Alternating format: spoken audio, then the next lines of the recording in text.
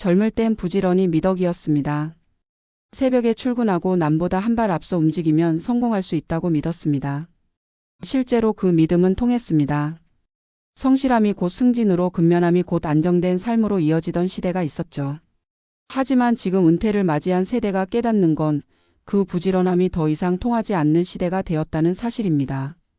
서울에서 35년간 직장 생활을 하다 퇴직한 62세 김모 씨는 은퇴 후에도 가만히 있질 못했습니다. 매일 새벽 5시에 일어나 운동하고 신문을 보고 주식시장을 체크했습니다. 가만히 있으면 불안해서요. 그렇게 하루를 쪼개 살았지만 어느 날 문득 깨달았습니다. 그렇게 열심히 움직이는데도 내 안은 허전하고 방향이 없다는 것을요. 일을 멈췄는데 부지런함의 방향을 잃은 겁니다. 젊을 땐 목표가 있었습니다. 회사 성과, 연봉, 자녀 교육 같은 뚜렷한 이유가 있었죠. 하지만 은퇴 후엔 그 이유가 사라졌습니다. 부지런함은 남았지만 어디를 향해야 할지 모르는 상태. 그래서 그는 어느 날 이런 말을 했습니다. 열심히 살던 습관이 이제는 나를 괴롭히네요. 비슷한 이야기는 은퇴자들 사이에서 자주 들립니다. 오랫동안 몸에 밴 바쁘게 살아야 한다는 강박이 은퇴 후 불안으로 바뀌는 겁니다.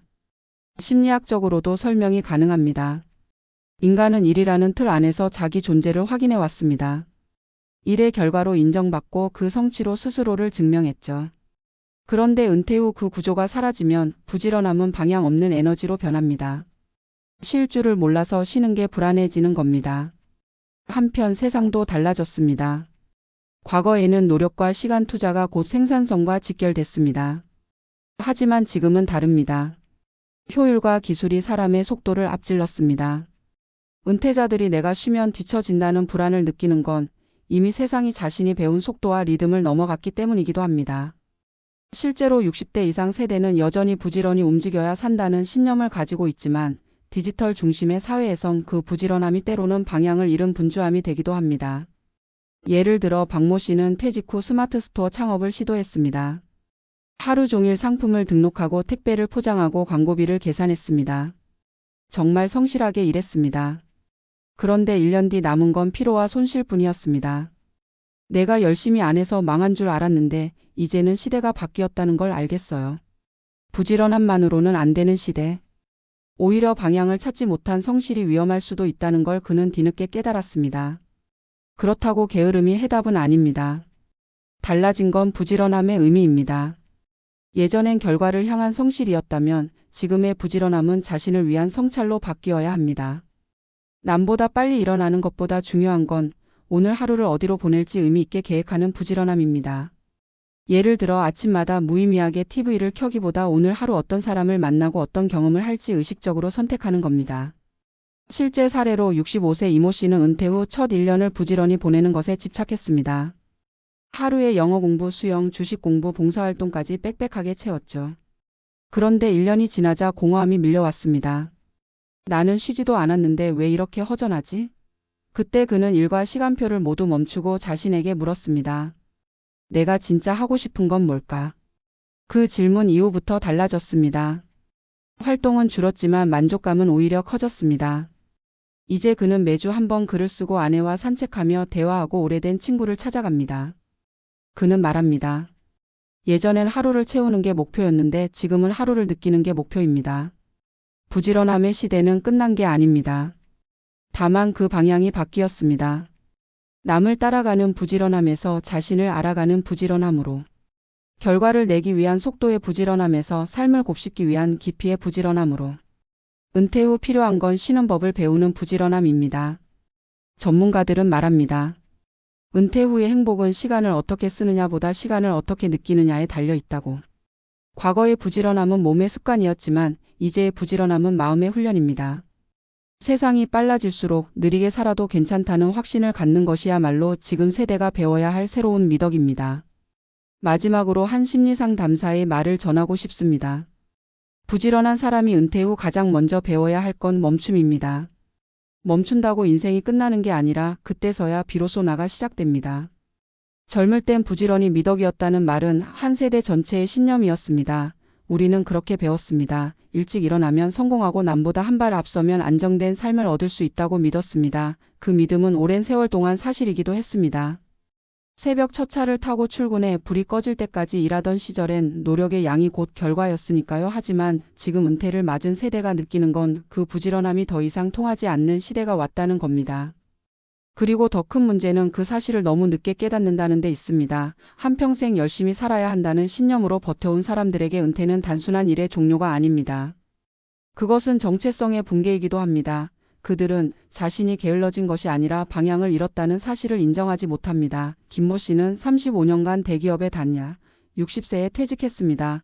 그는 은퇴 후에도 매일 새벽 5시에 일어나 달리기를 하고 주식을 보고 신문을 읽었습니다. 가만히 있으면 불안해서였습니다. 그러나 시간이 지나면서 이상한 공허감이 찾아왔습니다. 하루를 열심히 살고 있음에도 마음은 무겁고 하루의 끝은 허전했습니다. 그는 어느 날 이런 말을 했습니다. 나는 지금도 열심히 사는데 왜 예전보다 초라할까요? 그는 여전히 부지런했지만 그 부지런함은 이제 더 이상 자신을 세워주지 않았습니다. 오히려 자신이 살아온 습관에 갇혀버린 듯 했습니다. 젊을 때의 부지런함은 목표를 향해 가는 에너지였지만 은퇴 후의 부지런함은 방향을 잃은 불안의 표현이 되기도 합니다. 문제는 이 부지런함이 우리 세대의 정체성이라는 겁니다. 몸이 가만히 있지 못하는 건 단지 습관이 아니라 존재의 증명이었으니까요. 우리는 일하지 않으면 가치가 없다고 배웠습니다. 쉴 줄 모르는 사람들은 게으름을 죄처럼 여깁니다. 그래서 은퇴 후 첫 해는 대부분 자신을 채우는 데 집중합니다. 공부든 여행이든 뭐라도 해야 한다고 생각합니다.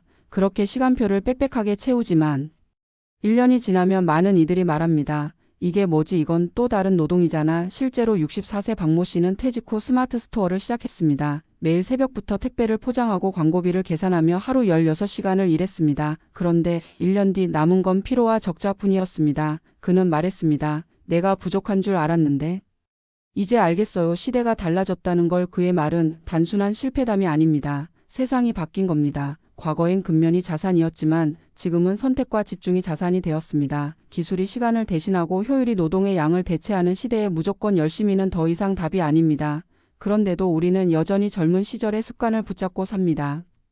그것이 안전하다고 느끼기 때문입니다. 하지만 그 안전함이야말로 은퇴 후 가장 큰 덫이 되곤 합니다. 또 다른 사례를 보겠습니다.